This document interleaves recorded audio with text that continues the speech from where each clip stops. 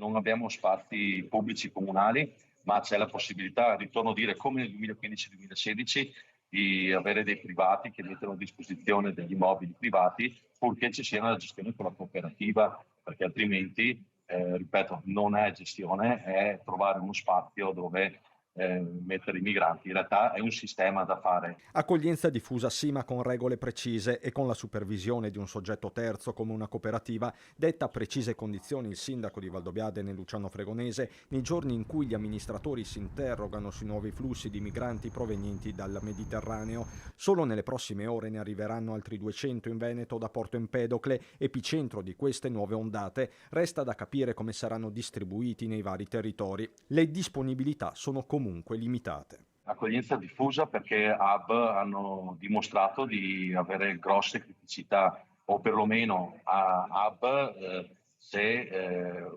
utilizzati e gestiti nei limiti delle capienze. È chiaro che non possiamo sovraffollare un hub, così come non possiamo sovraffollare un comune con eccessiva accoglienza diffusa. Gli hub hanno dimostrato di essere delle potenziali bombe sociali anche.